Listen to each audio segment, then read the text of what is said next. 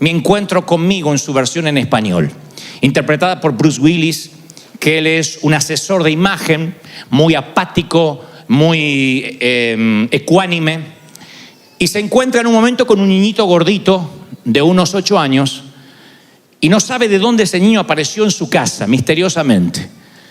Tardará en descubrir que ese niño es él mismo cuando era chico, que de un viaje en el tiempo, desde el pasado, viene a encontrarse con su otro yo cuando ya es grande. Detesta que ese niño haya sido él. Él le dirá en varios momentos de la película: te olvidé simplemente porque eras un gordo perdedor. Te olvidé porque todo el mundo te hacía bullying y ahora soy este hombre que cuida la imagen. Pero es el mismo, de grande y de pequeño. Uno se pasa gran parte de la película tratando de dilucidar si el niño vino porque el adulto lo tiene que ayudar o si en realidad el niño es quien viene a ayudar al adulto, y eso es lo que ocurre. Viajan al pasado, el yo grande viaja con el yo pequeño al pasado, a la escena que les voy a mostrar ahora, donde la mamá, que está muy enferma de cáncer, y se supone que no debe levantarse de la cama, tiene que ir a una reunión escolar a hablar con el principal porque el niño se portó mal.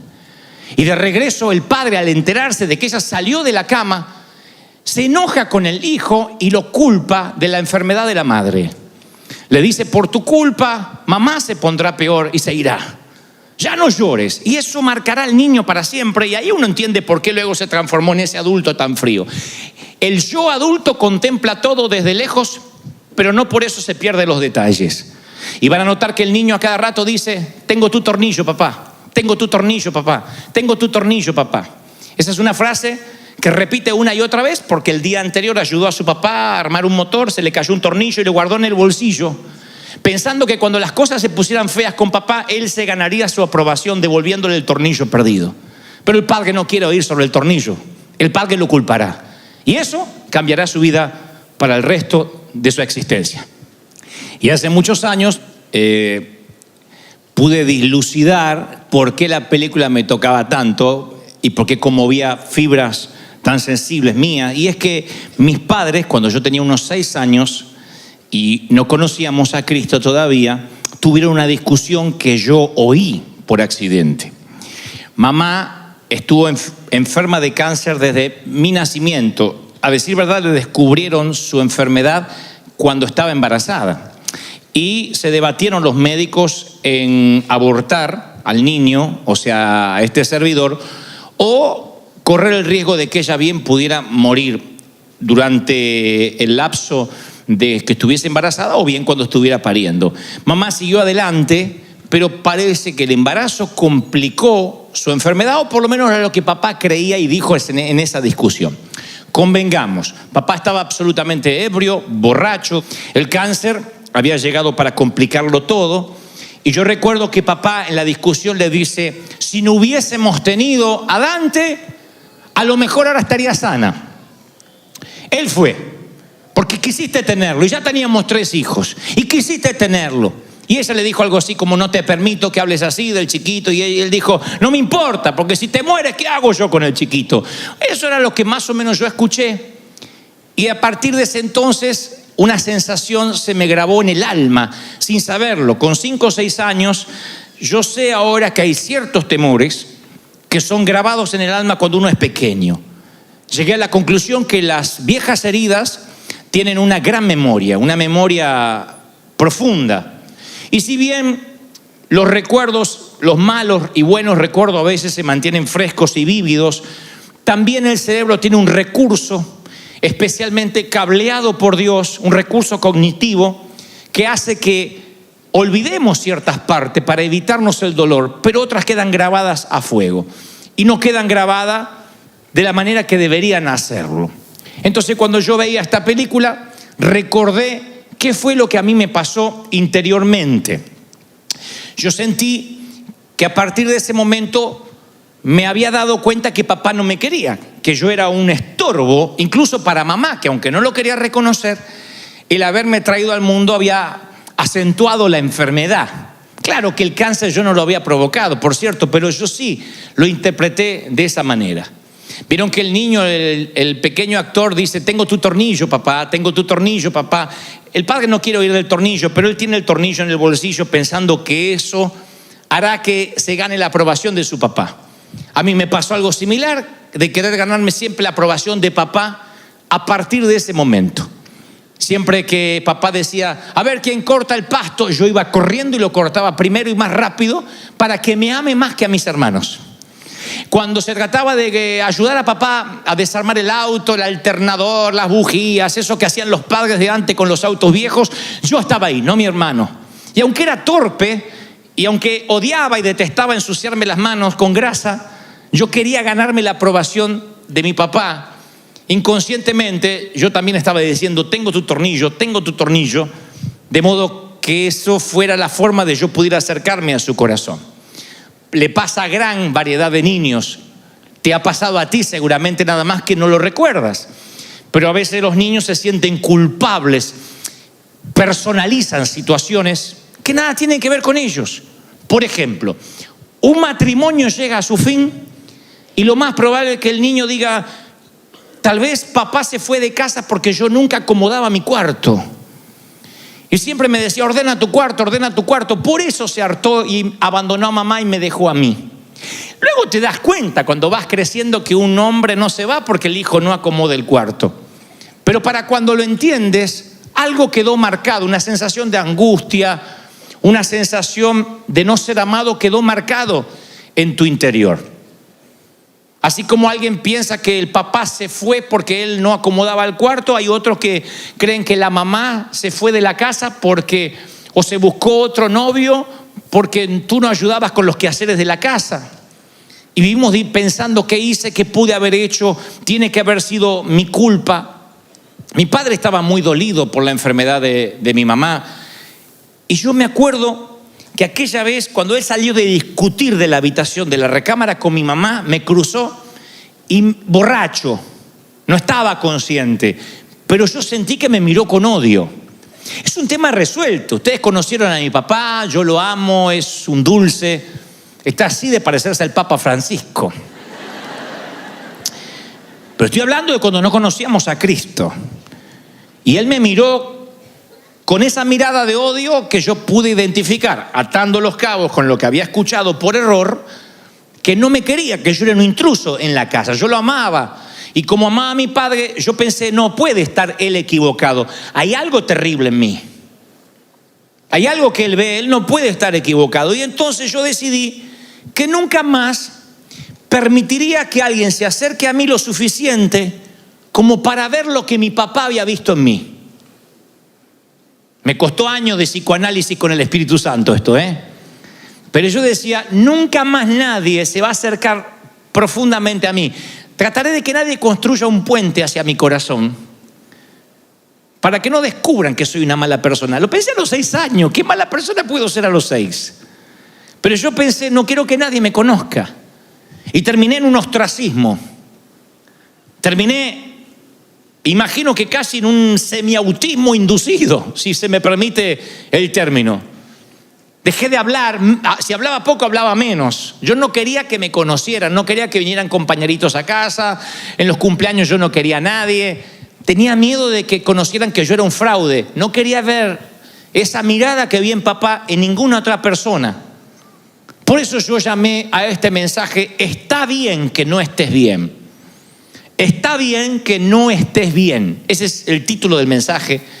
Porque para aquel entonces yo pensé que estaba mal sentirte mal.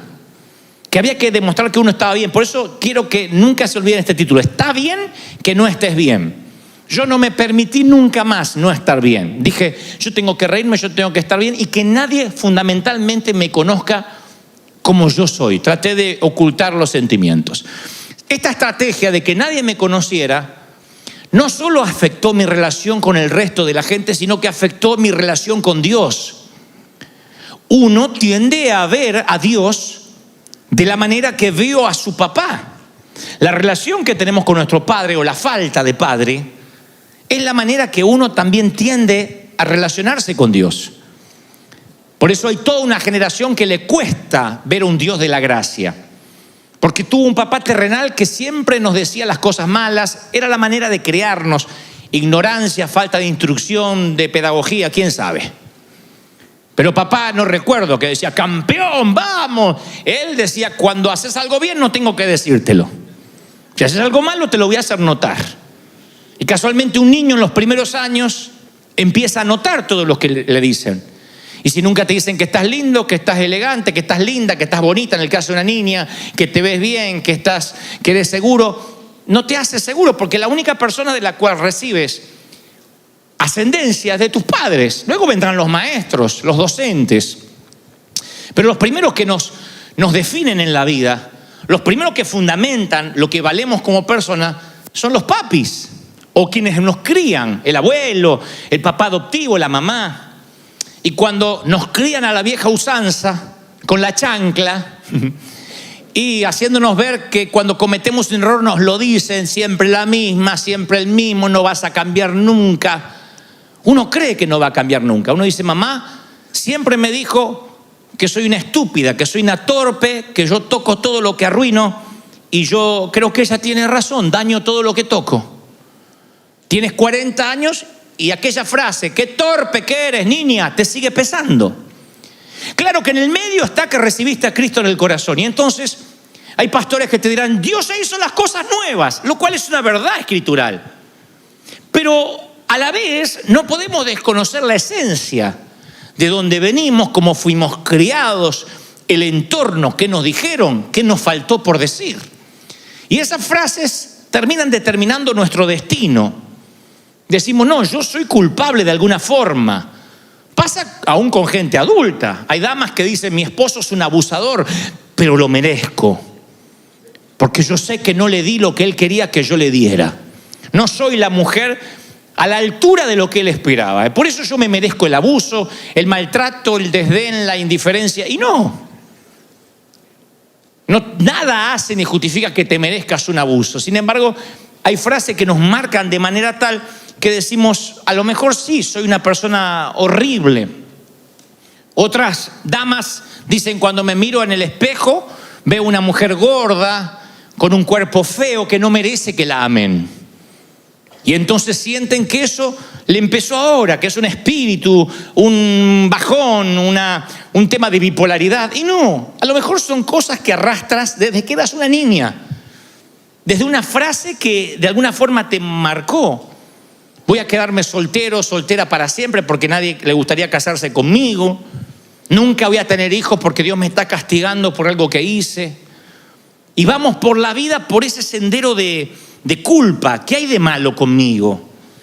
¿Por qué las cosas me están saliendo mal? Yo te diré algo. Primero, que las heridas viejas tienen buena memoria.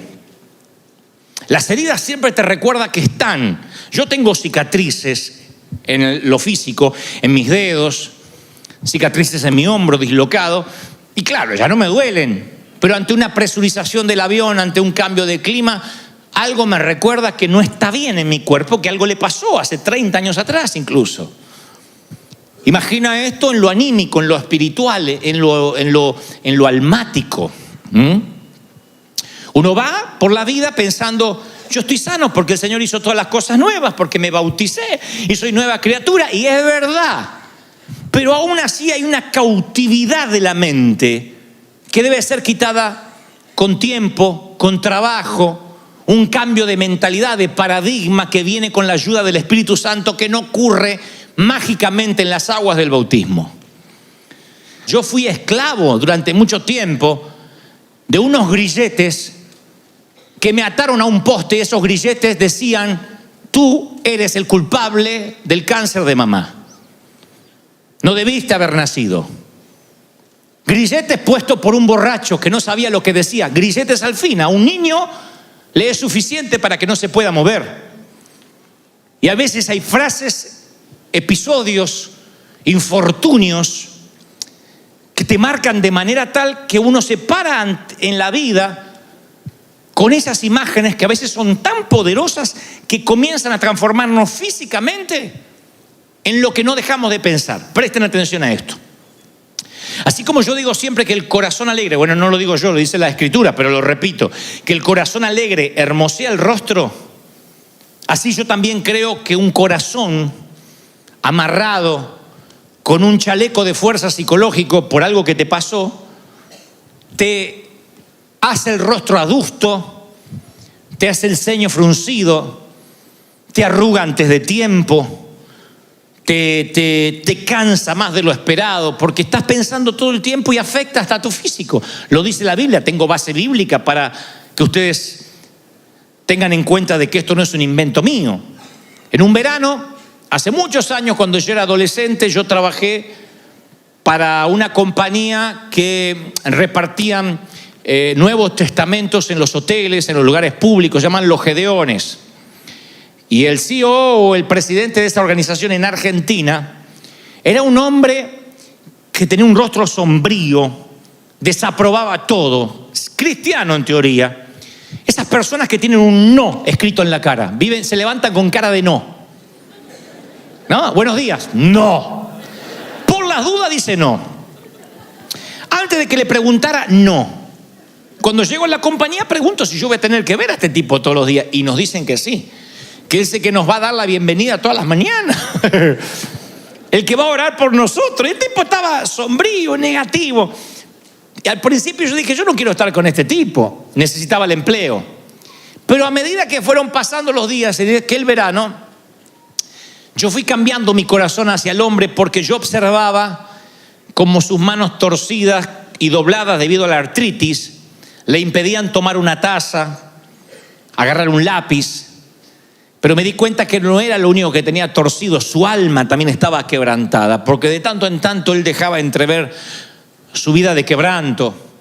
El hijo que ya no lo saludaba hace años y estaba enemistado con él, su divorcio, que había atendido a su padre enfermo por muchos años.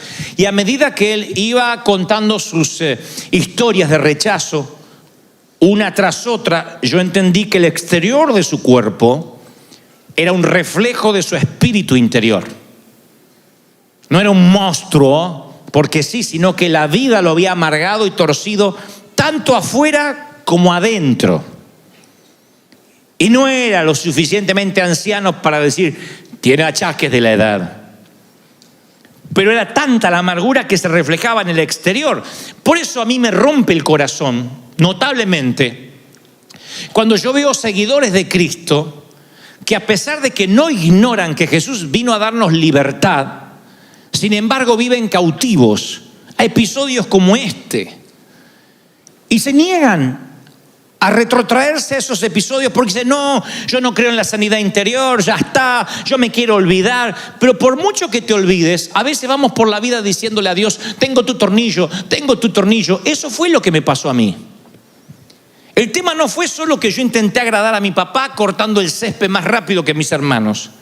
A partir de ahí yo me propuse ser el mejor cristiano, el que más trabajara para Dios, para poder ganarme el amor de Dios. En lugar de dar por sentado que Dios me amaba. Es grave lo que me pasó.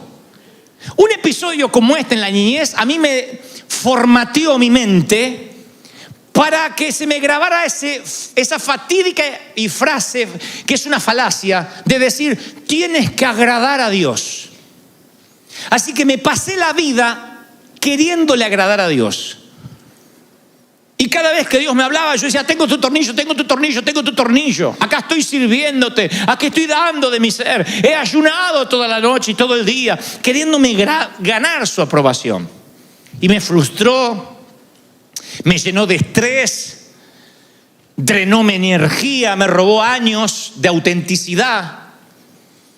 Porque es horrible cuando sientes que te tienes que ganar la salvación. Y nos lo dicen, es por gracia, no hiciste nada, pero uno siente, no, está bien, Cristo pagó el down payment, pero las cuotas las tengo que pagar yo. Y vamos por la vida queriendo agradar a Dios y eso es cansador, agotador. Me costó entender, personalizar lo que Dios me decía.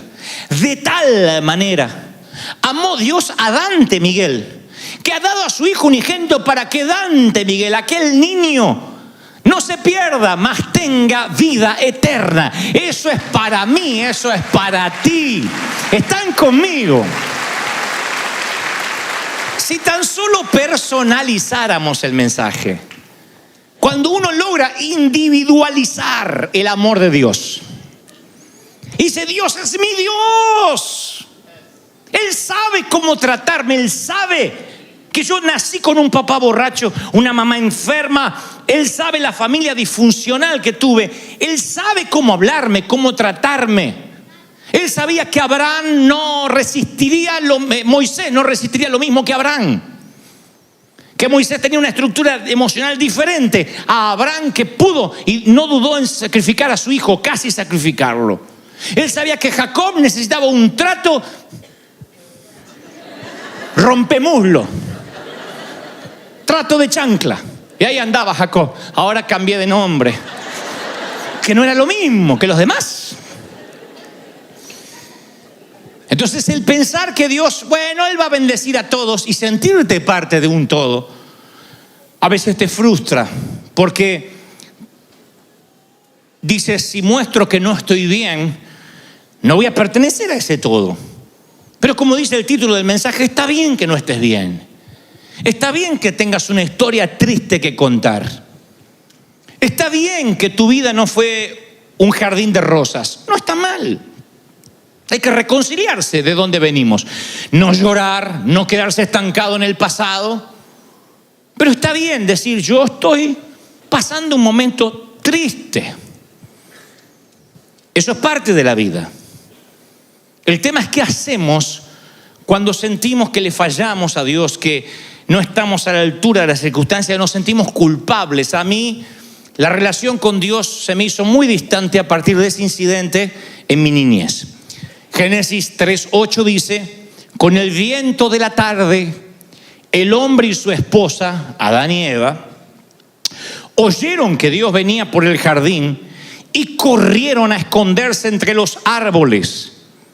Nunca habían dicho la palabra esconderse. Esconderse no estaba en el vocabulario edénico. Pero en ese momento, cuando pecaron, se percataron de su desnudez y sintieron una nueva emoción. Nunca la habían sentido antes, vergüenza. Ellos andaban desnudos, como los animales, y no tenían vergüenza. Pero de pronto se despertó una emoción nueva que Dios no les había dado. No había un sistema mental para esa emoción, que fue el sentirse desnudo y sentir vergüenza. Entonces voy a aclarar esto y ahora conectamos con esto que le hablaba de la niñez. La diferencia entre vergüenza y culpa, aunque parecen similares, son nada más que primas hermanas, pero no son hermanas. La vergüenza y la culpa. Nos sentimos culpables por lo que hacemos, pero sentimos vergüenza por lo que somos. Eso es una diferencia abismal y lo diré otra vez. Nos sentimos culpables por lo que hacemos y medianamente eso tiene solución. Por ejemplo, metes la pata, haces una cosa que no debiste hacer. Bueno, pides perdón, tratas de enmendar, restituir. Te sientes culpable por lo que hiciste. Pero cuando sientes vergüenza por lo que eres, ¿cómo lo arreglas? Yo me sentí a los 6 años, al principio, culpable por la enfermedad de mamá. Gran parte de mi adolescencia sentí vergüenza por lo que yo era. Y eso no lo podía arreglar en las aguas del bautismo. Yo no me paraba seguro ante la gente, ni hubiese soñado, ni en 1.000.000 de años inspirar a otros. Nunca. Porque yo me sentía avergonzado de lo que yo era. Y eso es lo que el Señor trata de erradicar de nosotros. Porque a partir de estos incidentes vamos por la vida sintiéndonos que no damos la talla, que ni Dios nos debe amar, que nos soporta porque Cristo se le pone en el medio y dice, no lo mates, Dios. Nos dijeron eso. Que con todo gusto Dios te liquidaría, pero Cristo se le interpone y le muestra las marcas y dice, no, morí por él. Está bien, ya te voy a agarrar. Esa es la imagen que tenemos mental. Nos olvidamos que de tal manera que Dios te amó. No porque Cristo vino a la cruz, te amó antes de Cristo. No es que si no ve, él te amó después de Cristo y te ve a través de Cristo, porque si no, no te puede ver. No, de tal manera Dios te amó antes de que viniera su Hijo. Por eso lo mandó al Hijo, te amó antes. ¿Estoy siendo claro o no estoy siendo claro? ¿Sí? Miren esta reflexión que se rieron, no sé por qué en el primer servicio, espero que ustedes sean más serios. La vergüenza se parece mucho al colesterol. Bien.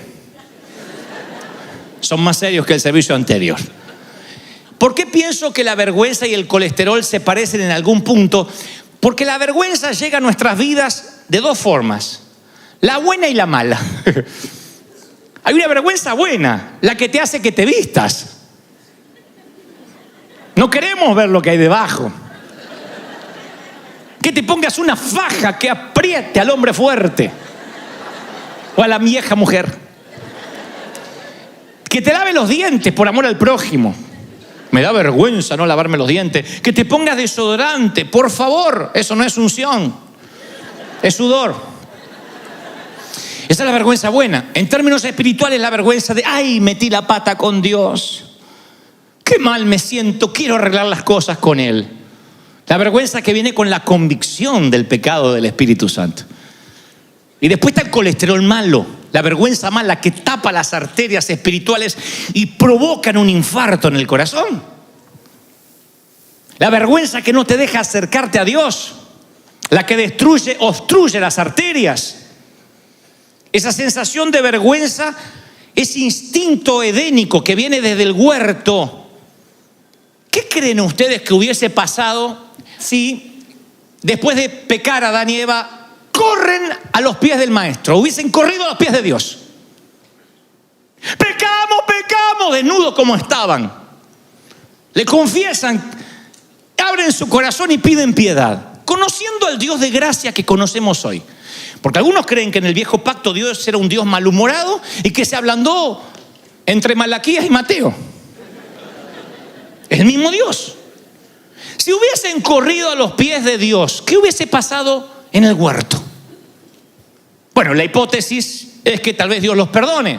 Otros dicen, no, tenía que pasar lo que pasó. Lo que sea. Conociendo a Dios. ¿Por qué conozco a Dios? Porque yo siempre le repito a mis hijos, a nuestros hijos le repetimos esto. Cuanto más grande sea el lío que hayas hecho, más rápido corre hacia nosotros. Más rápido. Metiste la pata, rápido. A papá y a mamá, rápido. Cuanto más grande sea el lío.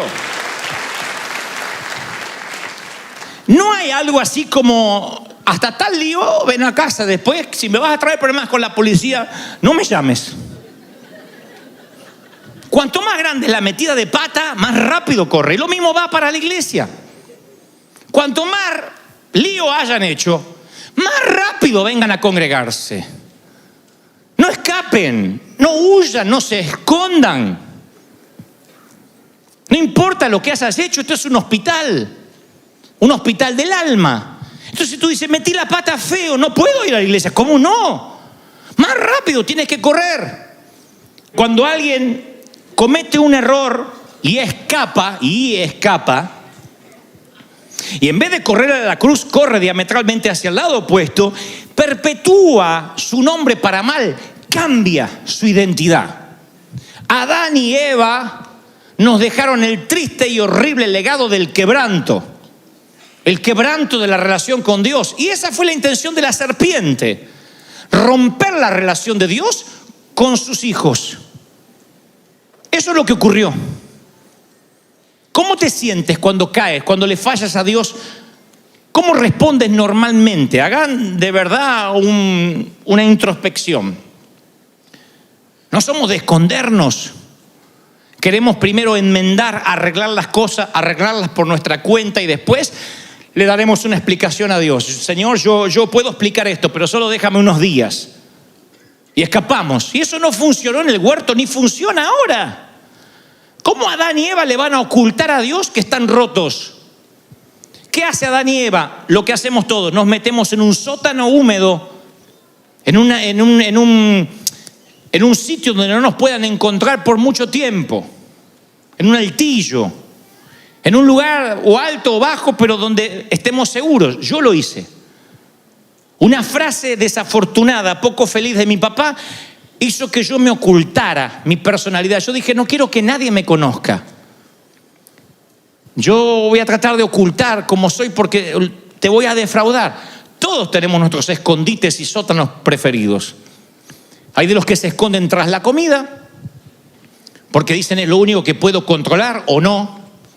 Y entonces, ya sean obesos o bulímicos y anoréxicos, ellos creen que la comida es lo único que está bajo su control y ahí se esconden tras la comida.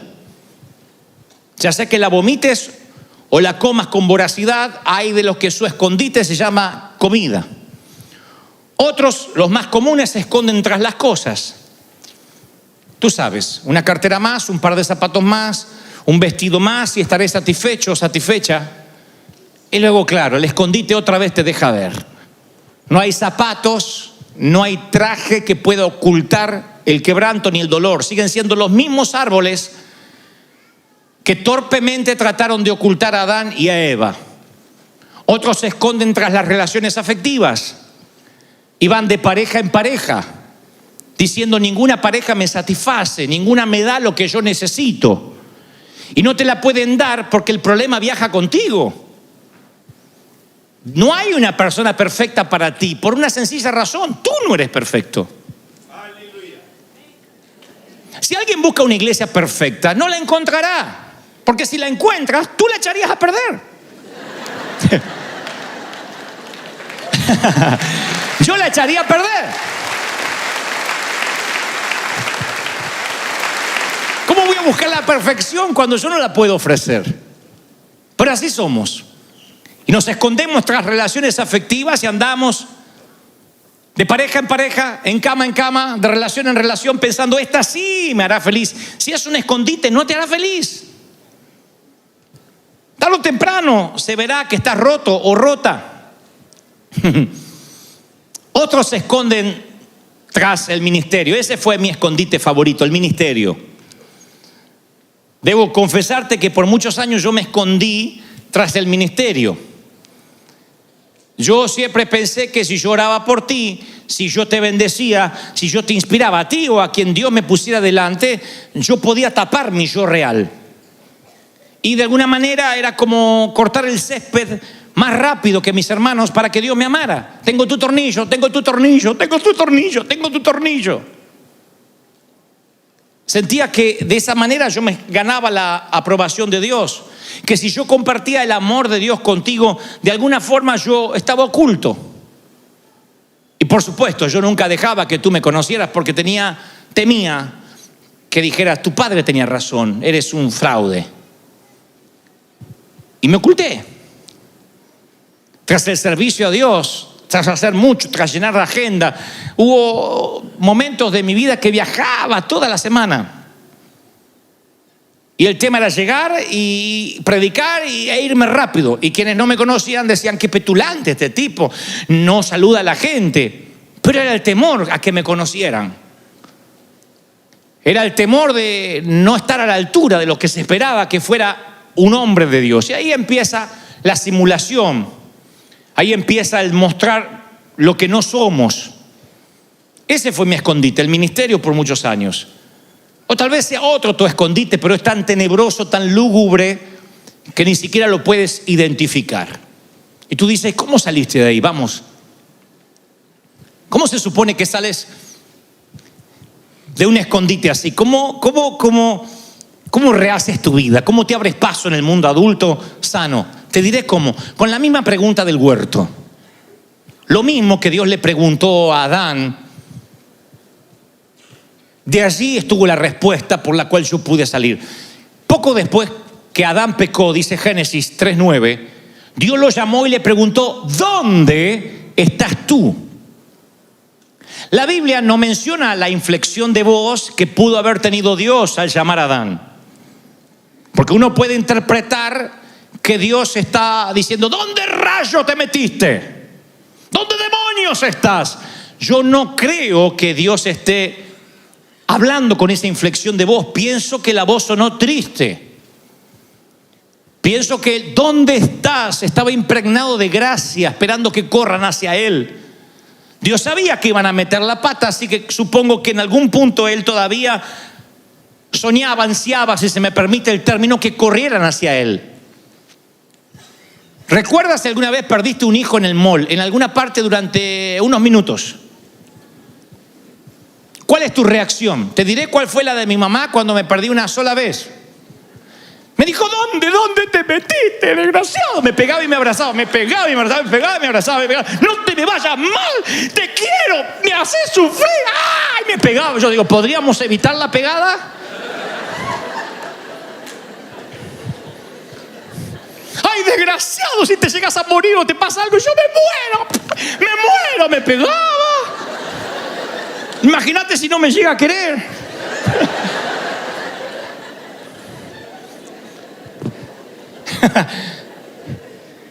Aquí Dios no les quería pegar, porque a diferencia de mamá que no tenía la menor idea dónde yo estaba, Él sí sabía dónde estaba.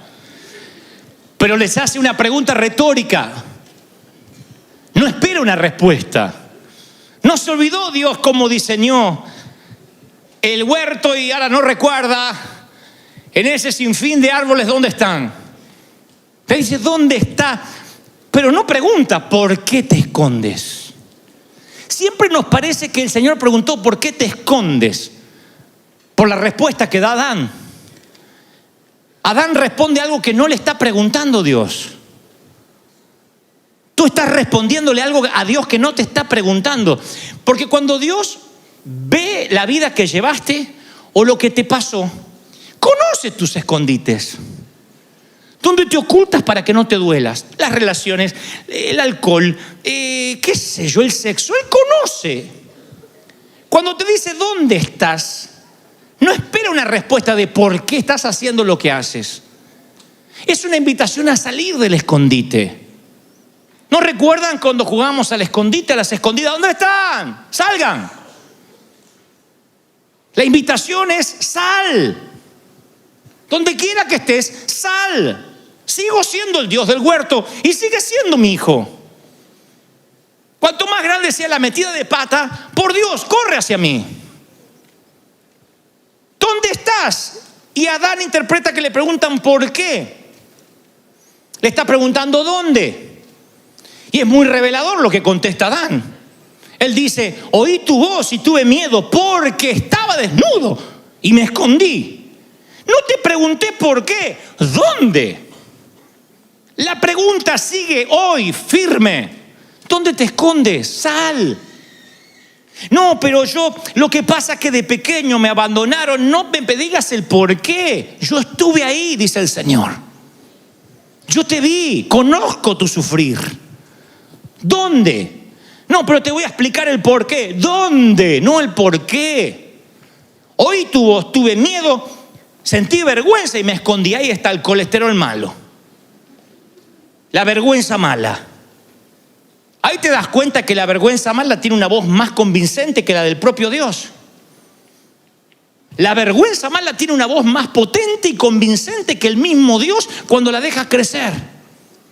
La sangre de Cristo quiere fluir y la vergüenza mala tapa las arterias. No, te amo, no, te amo, no, tú no me estás amando, sí, no, tú no me puedes amar. Déjame que te explique, no me expliques. Es increíble que esto nos ocurre a nosotros. A mí muchas veces Dios me pregunta ¿dónde te escondes, Dante? Y yo todavía sigo dándolos por qué. Y hay que entrenar nuestros corazones para que escuchen el amor de Dios por encima de nuestra vergüenza. Adán y Eva no pudieron disimular su vano intento de esconderse. El quebranto era evidente en su rostro. Ahora estaban agachados detrás de los árboles con rostros torcidos del dolor y del miedo. Y a partir de ahí empezaron a aparentar. Hasta la fecha. Una vez fui a un congreso, hace muchos años, unos congresos de predicadores, había muchos gringos. Y yo me sentí, en ese entonces yo tenía el multiúnico traje azul que planchaba en los hoteles y me quedaba brilloso. Y yo decía, tengo un traje tornasolado. Pero era de lo viejo que estaba. Y cuando fui a predicar ese congreso, unos predicadores, unas ropas, unos diseñadores, y había uno de los, no diré cuál porque al cabo no importa, que era un rockstar. El tipo era, cuando no caminaba, levitaba el tipo así. ¡Oh! Tenía todo. Si se podía poner aretes, se los ponía, pero quedaba feo. Pero se ponía todo. Corbata así grandota, traje rayado a lo mafioso. Todo era de calidad. Y yo prediqué ese día, hablé de las heridas del alma. Y hablé de la arena del desierto de la vida que a veces se nos mete y nos lastima. Y veía a este hombre que estaba con todo su bagaje de cosas, que lloraba. Y después nos fuimos a un sitio en privado a tomar algo y se saca su Rolex de oro. Me dice: Dante. Yo dije: ahora me lo da y me muero. No predico otra cosa que no sea las heridas del alma por el resto de mi vida. Se saca el Rolex así y me muestra que tenía las marcas de un intento fallido de suicidio. Le digo: ¿de cuándo? Pensando que era de algo de cuando no conocía a Dios. Me dice: no, hace relativamente poco. Tengo bajones anímicos, nadie sabe. Estas son mis heridas, ¿ves? Nada más que en lugar de acudir al mantel de la gracia, él tapaba elegantemente con un Rolex que estaba roto. Yo dije: ¿cómo se puede ocultar el quebranto con tanta elegancia? Con peinados ostentosos, con botox, con operaciones. Puedes tratar de retrasar un poco el tiempo, pero nunca podrás ocultar el dolor. Nunca. Lo único que puede tapar el dolor es la gracia, la sangre de Cristo. Lo demás son cosas, son escondites baratos, sótanos húmedos. Te hartarás de estar allí. Una casa propia, una green card, una ciudadanía no te sanará. No quitará las heridas de tu alma. Y yo me acuerdo cuando vi a ese hombre y dije: no le sirve su ropa para ocultar tanto quebranto. Y es lo mismo que piensa Dios cuando ve el patético intento de Adán y Eva de taparse con unas hojas, que era lo más grande que encontraron. Unas hojas de higuera. Cuando vio el patético intento de taparse, les cosió. Fue el Padre Celestial el primer costurero, no mandó un ángel. No hizo que apareciera un tapado de piel. Dicen que el Padre les cosió. Eso es amor. Una madre cosiendo para que el hijo no pase vergüenza. Aun cuando se está por ir a la fiesta y se le rompió la cremallera o algo. No, ven que te coso. No, mamá, no se va a notar, me tapo. Vení que te coso, condenado. Y le coses. Dios cosiendo. ¡Wow! Conozco al Dios que nivela las montañas, que pone al océano en sus cauces, que deja que las estrellas graviten en su lugar. ¿Dios cosiendo? ¿Dios desastre? El primer sastre no fue Christian Dior ni Hugo Boss. Fue Dios. Y les cosió túnicas de pieles y los vistió. ¿Pieles? ¿De dónde sacaría?